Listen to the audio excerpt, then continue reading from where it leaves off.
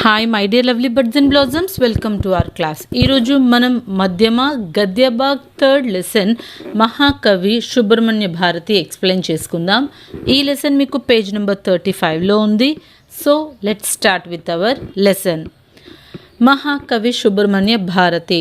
तमिलनाडु का कौन ऐसा आदमी होगा जो महाकवि सुब्रमण्य भारती का नाम ना जानता हो. बचपन में उन्होंने सुब्बैया कहते थे. जब हमारा देश गुलामी के शिकंजे में पड़ हुआ था, तब जनता को जागने के लिए भारती ने कविता का प्रयोग किया. उन्होंने जनता में केवल जागरण ही नहीं बल्कि बल और उत्साह भी पैदा किया. సో తమిళనాడులో one of the most important and famous పోయిట్స్లో సుబ్రహ్మణ్య భారతి కూడా ఒకరు. ఈయన్ని చిన్నప్పుడు అందరూ కూడా సుబ్బయ్య అని పిలిచేవారనమాట. మన ఇండియా స్లేవరీతో బాధపడుతున్నప్పుడు ఆ క్లచెస్ ఏవైతే బ్రిటిషర్స్ క్రియేట్ చేశారో వాటితో మనమందరం ఎంతో ఇబ్బంది పడుతున్నప్పుడు ఈయన తన పోయిటరీ ద్వారా ప్రతి ఒక్కరిలో కూడా పేట్రియాటిజం నింపి రెవల్యూషనరీ థాట్స్ అనేవి తీసుకురావడానికి ఎంతో ట్రై చేశారు. ఈయన తన రైటింగ్స్ ద్వారా ప్రతి ఒక్కరిలో కూడా అవేర్నెస్ వచ్చేలాగా చేశారు. ప్రతి ఒక్కరికి స్ట్రెంగ్త్ అనేది వచ్చేలాగా చేశారనమాట. సో మనలో ప్రతి ఒక్కరిలో కూడా స్ట్రెంగ్త్ ఉంటుంది, మనం ఏదైనా సాధించగలం. ఈ భూమి మీద పుట్టిన ప్రతి మనిషి కూడా ఏదైనా సాధించగలడనమాట. కానీ సమ్టైమ్స్ మనకేమీ రాదు, మనకేమీ తెలీదు అనే ఒక కన్ఫ్యూజన్లో డైలమాలో మనం ఉండిపోతాం. అలాంటప్పుడు ఒక గుడ్ ఫ్రెండ్ లేదా ఒక గుడ్ అడ్వైజర్ దగ్గరికి వెళ్ళి మనం సజెషన్ తీసుకుంటే మనం ఒక రైట్ వేలో ముందుకు వెళ్ళగలుగుతాం. సో అలాంటి టైమ్స్లో ఎప్పుడు ఎట్ ద టైమ్ ఆఫ్ ఇండిపెండెన్స్లో ఇలాంటి పోయిట్స్ రైటర్స్ అందరూ కూడా మన ఇండియా స్లేవరీని చూసి బాధపడి మనందరిలో మోటివేషన్ తేవడానికి ఎన్నో పోయిటరీస్ రాసేవారు. सुब्रमण्य भारती का जन्म तमिलनाडु के तूतुकुड़ी जिले के एट्टायपुरम नामक गांव में सन 1882 दिसंबर 11 के दिन हुआ. भारती के पिता श्री चिन्नस्वामी अय्यर और माँ श्रीमती लक्ष्मी अम्माल थे. बचपन में ही उनकी माता स्वर्ग सिधारी. उन्होंने 25 वर्ष की आयु में अपने पिता का भी निधन हो गया. సో 1882లో తమిళనాడులోని తూత్తుకుడి అనే ఒక డిస్ట్రిక్ట్లో ఎట్టాయపురం అనే ఒక విలేజ్లో డిసెంబర్ 11న పుట్టారు సుబ్రహ్మణ్య భారతి. ఈయన father name Chinnaswami Iyer and mother name వచ్చేసి Lakshmi Ammal. So at the small age ఈయన తన మదర్ని కోల్పోయారు. And at the age of 25 తన తండ్రి కూడా చనిపోయారు.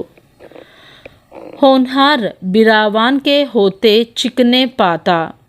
इस कथन के अनुसार सुब्रमण्य भारती बचपन से ही कविता रचना लगे थे.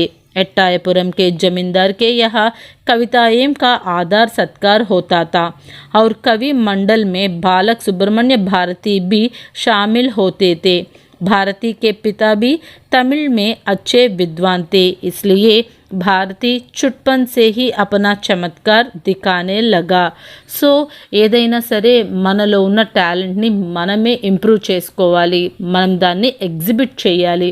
ఎంత చిన్నదైనా సరే మనం ప్రయత్నిస్తూ ఉంటే అందులో మనం ఎక్స్పర్ట్స్ అవుతూ ఉంటాం. సో ఇలాంటి ఒక పాయింట్ని చాలా బాగా అర్థం చేసుకున్న సుబ్రహ్మణ్య భారతి చిన్నప్పటి నుంచి కూడా వాళ్ళ ఫాదర్ ఇన్స్పిరేషన్తో ఎన్నో పోయిటరీస్ రాసేవారనమాట. అక్కడ ఉన్న లోకల్ జమీందార్స్ ఎవరైతే ఉన్నారో ఆ ఎట్టాయపురంలో వాళ్ళ దగ్గరికి వెళ్ళి ఈయన తన పోయట్రీ చెప్పేవారు. వాళ్ళు ఎంతో కొంత రివార్డ్స్ ఇచ్చి ఈయన్ని ప్రైజ్ చేసేవారు అండ్ తన టాలెంట్ని ప్రతి ఒక్కరు కూడా అభినందించేవారు. स्कूल पढ़ाई के बाद भारती बनारस में अपनी बुआ के पास 2 साल रहे. वहीं रहकर उन्होंने इलाहाबाद विश्वविद्यालय की प्रवेशिक परीक्षा पास की और हिंदी का भी अच्छा ज्ञान प्राप्त कर लिया. एट्टायपुरम के जमींदार से निमंत्रण मिलने पर वे अपने गांव चले आए. कुछ समय तक वे उनके यहाँ कवि रहे. इसी समय उनका विवाह हुआ. उसके विवाह के समय उसका 16-17 वर्ष के थे. సో దీని తర్వాత తన బువా అంటే అత్త, వాళ్ళ అత్తగారి ఇంటికి వెళ్ళి, అంటే మేనత్త అనమాట, వాళ్ళ మేనత్త ఇంటికి వెళ్ళి అక్కడే తన ఎడ్యుకేషన్ అనేది చేశారనమాట. ఆ తర్వాత ఎట్టాయపురం జమీందార్ వాళ్ళకి ఇన్విటేషన్ ఇస్తూ ఆయన తన ఊరికి మళ్ళీ వచ్చి తను పోయిటరీ చెప్పడం మొదలుపెట్టారు. At the age of 16 or 17 ఈయన మ్యారేజ్ కూడా చేసుకున్నారనమాట. 19 बरस की उम्र में भारती को अपने जीविका के लिए परिवार के साथ गांव छोड़ना पड़ा. पहले कुछ दिनों तक मदुरई में वे तमिल भाषा के अध्यापक रहे.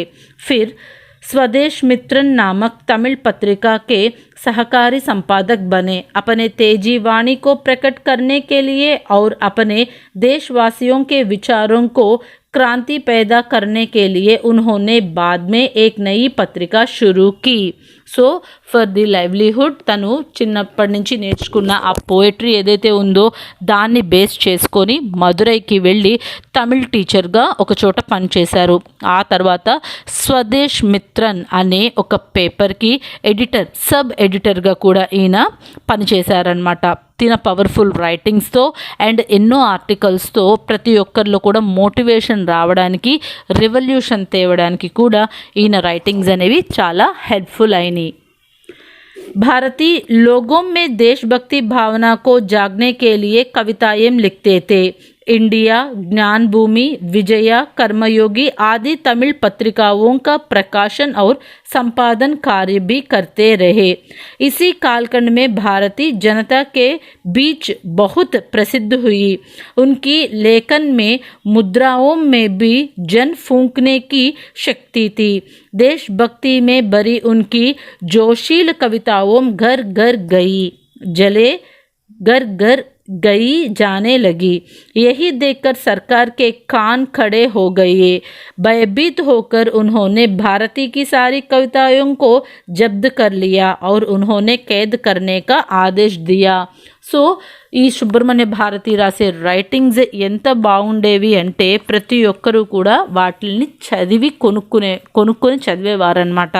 అప్పట్లో పేపర్స్ అయినా అండ్ వీక్లీస్ బుక్స్ అయినా ఇండియా, జ్ఞాన్ భూమి, విజయ, కర్మయోగి ఇలాంటి తమిళ్ పేపర్స్ అన్నిటిలో కూడా ఈయన యొక్క ఆర్టికల్స్ వచ్చేవన్నమాట. ఈయన వీటన్నిటికీ కూడా ఒక ఎడిటర్గా అలాగే సబ్ హెల్పర్గా కూడా పనిచేసేవారనమాట. నెమ్మదిగా ప్రతి ఒక్కరూ తిన రైటింగ్స్ని ఇష్టపడడం అండ్ ఆ రెవల్యూషనరీ థాట్స్కి మోటివేట్ అయ్యి బ్రిటిషర్స్ని ఎదిరించడం మొదలుపెట్టారు. ఇదంతా నచ్చని బ్రిటిషర్స్ ఈయన రాసిన రైటింగ్స్ అన్నిటిని కూడా బ్యాన్ చేశారు. వాటన్నిటిని కూడా వాళ్ళు తీసేసుకొని ఈయన్ని జైల్లో వేసేశారనమాట. इस स्थिति से बचकर जनता की सेवा करने के लिए 1908 में भारती पौंडीचेरी पहुंचे. पौंडीचेरी में फ्रेंच लोग शासक रहते थे, इसलिए अंग्रेजी लोगों का कानून वहाँ नहीं चलता था. उन्होंने कई तरह के कष्ट भोगे. సో ఇండియాలో ఈయన్ని అరెస్ట్ చేశారు. ఈయన్ని రైటింగ్స్ రాయడానికి వీల్లేదు అని బ్యాన్ చేసేశారు. దీనికి బ్రతకడం చాలా కష్టం అయిపోయిందనమాట. అలాంటి పరిస్థితుల్లో ఈయన పాండిచేరి పారిపోయారు. అక్కడ బ్రిటిషర్స్ రూల్ పనిచేయదు. ఎందుకు అంటే పాండిచేరిని ఫ్రెంచ్ వాళ్ళు అప్పుడు దే ఆర్ ద రూలర్స్ అనమాట. సో అక్కడ కూడా ఈయన ఎన్నో ఇబ్బందులు పడ్డారనమాట. పాండిచేరి के शांत वातावरण में श्री वेसु अय्यर, श्री अरविंद आदि के साथ संगति में उनकी प्रतिभा का पूर्ण विकास हुई. उनका वहाँ बहुत कष्ट भुगतना पड़ा. इस कारणों से उनका स्वस्थ बहुत बिगड़ गया. సో అక్కడ కొంతమంది హెల్ప్తో ఈయన కొద్దిగా రిలాక్స్ అయ్యారు అండ్ తిన రైటింగ్స్కి కూడా అక్కడ ఎంతో వాల్యూ ఇచ్చేవారనమాట. కానీ ఆయన హెల్త్ అనేది కంప్లీట్గా పాడైపోయింది. आखिर सन 1918 में भारती फिर मद्रास आए और कुछ समय तक उनके कठिनाइयों का सामना करने पड़ा.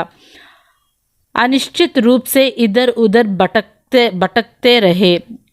दोबारा वे स्वदेश मित्रन के सहकारी संपादक बने. सन 1922 सितंबर 11 के दिन आप अपने 38 साल की उम्र में स्वर्ग सिधारे.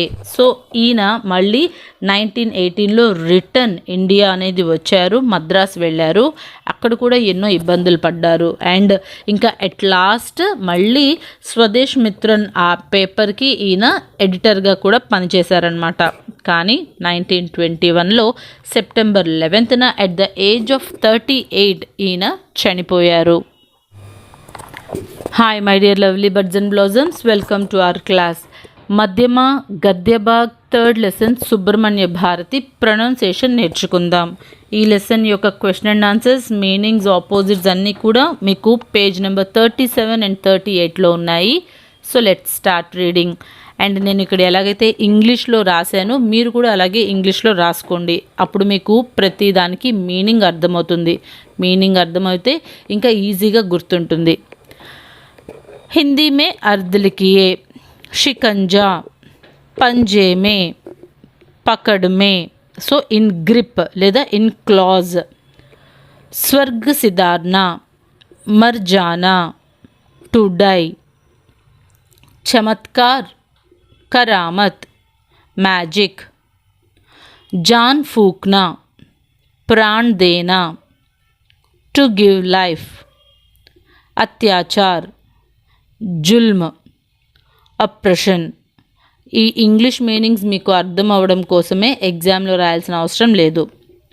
విలోమ్ శబ్ద్. उत्साह, निरुत्साह. बिगाड़ना, बनाना.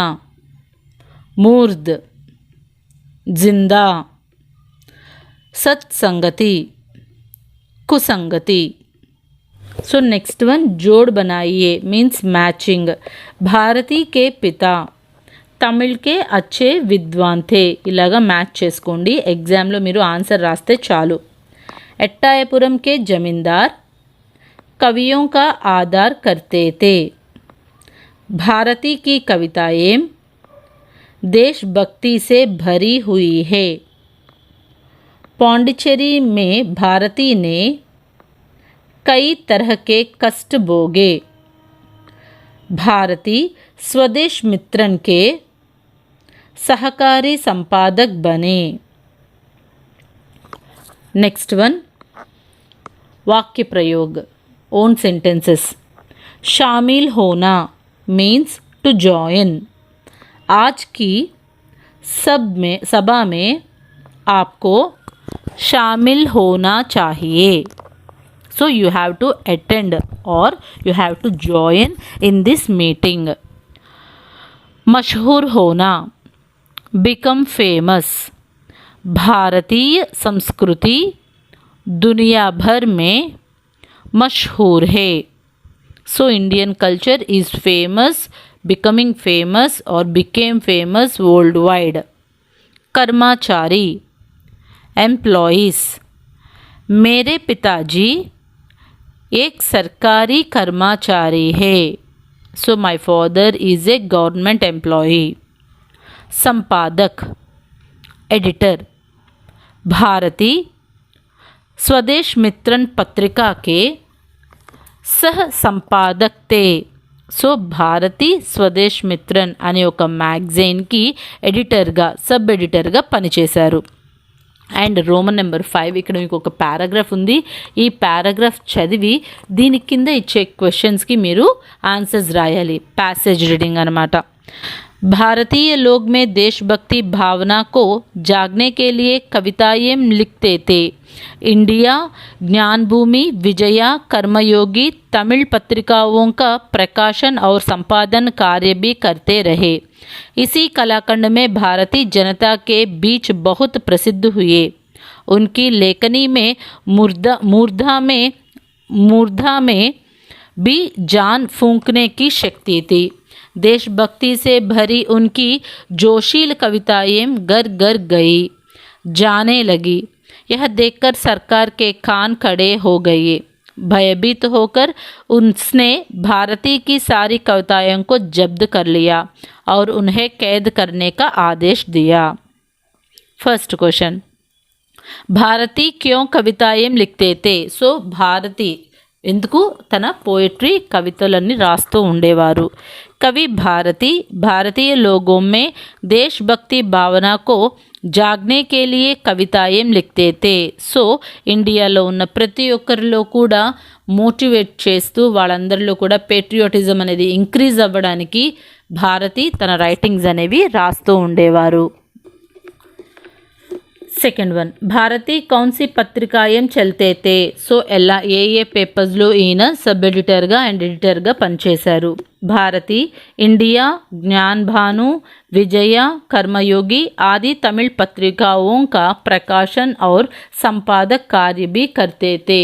సో ఇక్కడ ఇండియా, జ్ఞాన్ భాను, విజయ, కర్మయోగి ఈ 4 వాటికి కూడా ఈయన ఎడిటర్గా అండ్ కో ఎడిటర్గా ప్రింటింగ్స్ అన్నీ కూడా చూసుకునే పర్సన్గా కూడా ఈయన పనిచేశారనమాట. కవి భారతి పాండిచేరి క్యూ గయే. సో భారతి పాండిచేరి ఎందుకు వెళ్ళారు. अंग्रेजी सरकार भारती को कैद करना चाहती थी. ఖైదీ से बचने के लिए పాండిచేరి గయే. సో మన బ్రిటిష్ సర్కార్ ఏం చేశారు, వీళ్ళు ఇండియాని ఈయన రెవల్యూట్ చేస్తున్నాడు అనే ఒక బ్లేమ్ అండ్ వాళ్ళకి ఇదంతా ఇబ్బంది అయిపోయి కవి భారతిని అరెస్ట్ చేయాలని చూశారు. సో బ్రిటిషర్స్ నుంచి తప్పించుకోవడానికి ఈయన పాండిచేరి వెళ్ళిపోయారు. रोमन नंबर 6 2 शॉर्ट क्वेश्चंस ఉన్నాయి. ఈ 2 शॉर्ट क्वेश्चंस నేర్చుకోండి. भारती के बचपन के बारे में आप क्या जानते हैं. भारती के बचपन से ही तमिल का अच्छा ज्ञान था. बचपन में उनको सुब्बैया कहते थे. उस समय वे कविता भी लिखते थे. बाल कवि भारती कवि मंडलियों में भाग लेते थे. एट्टायपुरम के जमींदार उनका आदर सत्कार करते थे. भारती बचपन से ही अपना चमत्कार दिखाते थे. सेकंड क्वेश्चन, भारती की कविताएं जनता को क्यों पसंद आई. भारती की कविताएं देशभक्तिपूर्ण थी. वे कविताएं जोशील भी थी. देश की आज़ादी के लिए जनता को प्रेरित करती थी. उनकी कविताओं में मुर्दों में भी जान फूंकने की शक्ति थी. అంటే ఈయన రైటింగ్స్లో చచ్చిపోయిన వాడినైనా సరే మళ్ళీ బ్రతికించగలిగే అంత పవర్ఫుల్గా మోటివేషనల్గా ఈయన రైటింగ్స్ ఉండేవన్నమాట. इसलिए भारती की कविताएं जनता को पसंद आई. ఓకే, సో ఇక్కడ మీరు ఎస్సే ఉంటుంది. మీకు ఈ ఎస్సే ఏం చేద్దామంటే ఆల్రెడీ 2 షార్ట్ క్వశ్చన్స్ పైన మీరు చదివారు కదా, ఆ 2 షార్ట్ క్వశ్చన్స్ 2 పారాగ్రాఫ్స్గా రాయండి. ఫస్ట్ పారాగ్రాఫ్ ఇక్కడ నుంచి ఇక్కడ దాకా టిక్ పెట్టాను చూసారా, ఇది రాసిన తర్వాత ఫస్ట్ షార్ట్ క్వశ్చన్ని ఫస్ట్ పారాలో కంటిన్యూ చేసేయండి. ఆ తర్వాత సెకండ్ షార్ట్ క్వశ్చన్ని సెకండ్ పారాగ్రాఫ్గా రాసేసేయండి. అండ్ ఈ లాస్ట్ ఏదైతే ఇక్కడ టిక్ పెట్టానో అది లాస్ట్ పారాగ్రాఫ్గా రాసేసేయండి. ఓకే, సో అప్పుడు మీకు ఎస్ఏ క్వశ్చన్ అయిపోతుంది. అంటే ఇక్కడ మీరు ఎక్స్ట్రాగా చదవాల్సింది ఈ ఫస్ట్ పాయింట్, ఈ లాస్ట్ పాయింట్ మాత్రమే. ఓకే, सुब्रमण्य भारती का जन्म सन 1882 को दिसंबर 11 के दिन तूतुकुड़ी जिले के एट्टायपुरम नामक गांव में हुआ. ఇది ఫస్ట్ పారాగ్రాఫ్ రాయండి. పైన రోమన్ నెంబర్ 6లో ఉన్న ఫస్ట్ షార్ట్ ఆన్సర్ని సెకండ్ పారాగ్రాఫ్గా రాయండి. అలాగే సెకండ్ షార్ట్ ఆన్సర్ని థర్డ్ పారాగ్రాఫ్గా రాయండి. అది అయిపోయిన తర్వాత ఇక్కడ ఉంది చూడండి, సను 1918 में भारती मद्रास आए. वे पुनः स्वदेश मित्रन के सह संपादक बने. स्वस्थ बिगड़ने के कारण सन 1921 सितंबर 11 के दिन भारती स्वर्ग सिधारे. ఇది లాస్ట్ పారాగ్రాఫ్గా రాయండి. ఓకే, అండ్ ఇక్కడ మీరు భారతి పాండిచేరి పారిపోయారు కదా, సో ఇక్కడ నుంచి ఇది కూడా టిక్ పెట్టుకోండి. ఇది రాసిన తర్వాత అప్పుడు లాస్ట్ పారాగ్రాఫ్, ఫోర్త్ పారాగ్రాఫ్ ఇది రాయండి.